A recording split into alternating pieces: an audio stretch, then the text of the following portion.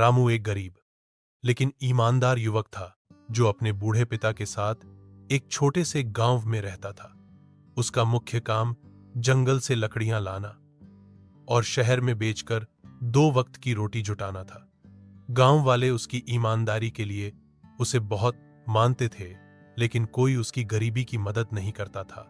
एक दिन रामू जंगल में लकड़ी काट रहा था, तभी उसे झाड़ियों में से किसी के कराहने की आवाज आई। जब वह वहां पहुंचा तो देखा कि एक बूढ़ा साधु घायल पड़ा है। रामू ने तुरंत अपनी पानी की बोतल दी, उसका घाव बांधा और उसे अपने घर ले आया। अगले दिन जब साधु ठीक हो गया तो उसने रामू से कहा, बेटा, मैं कोई साधारण इंसान नहीं हूं। तेरी ईमानदारी और सेवा ने मेरा मन जीत लिया है। मैं तुझे एक टोकरी देता हूं। जब भी तू सच्चे मन से जरूरत महसूस करेगा, इसमें से वो चीज निकलेगी जो तेरे भले के लिए होगी। लेकिन याद रखना, टोकरी का उपयोग सिर्फ नेक कामों के लिए करना। रामू ने विनम्रता से टोकरी ली और साधु को धन्यवाद दिया। कुछ दिन बाद रामू के पिता बीमार हो गए और दवाइयों के लिए पैसे नहीं थे।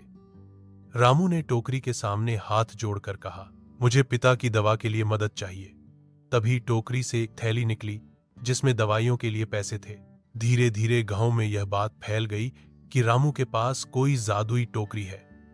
लोग उसे लालच भरी नजरों से देखने लगे, खासकर भोलू सेठ, जो गांव का सबसे लालची और चालाक आदमी था। भोलू सेठ को जब रामू की जादुई टोकरी के बारे में पता चला तो उसने योजना बनाई कि किसी तरह वह टोकरी चुरा ले। एक रात वह रामू के घर चोरी से घुसा और टोकरी चुरा लाया। भोलू ने जैसे ही टोकरी के सामने बैठकर कहा, मुझे सोने की थाली चाहिए, तो टोकरी से कुछ नहीं निकला। उसने फिर कहा, मुझे एक घोड़ा चाहिए, लेकिन टोकरी अब भी चुप थी। गुस्से में भोलू ने टोकरी को जोर से फेंक दिया। तभी साधु वहां प्रकट हुआ। साधु ने कहा, भोलू, यह टोकरी ईमानदारी से मिला आशीर्वाद है। इसे लालच से नहीं चलाया जा सकता। तू इसे चुराकर अपने कर्म बिगाड़ चुका है। अब तू जो मांगेगा उसका उल्टा मिलेगा। डर के मारे भोलू ने कहा, मुझे दौलत चाहिए, और टोकरी से धूल निकली जो उसकी आंखों में चली गई। वह अंधा होकर जमीन पर गिर पड़ा। साधु अदृश्य हो गया। अगले दिन भोलू को गांव वाले रामू के पास ले आए और माफी मंगवाई। रामू ने सब कुछ माफ कर दिया और कहा, अगर हम अपने दिल को साफ रखें तो हमें किसी जादू की जरूरत नहीं होती।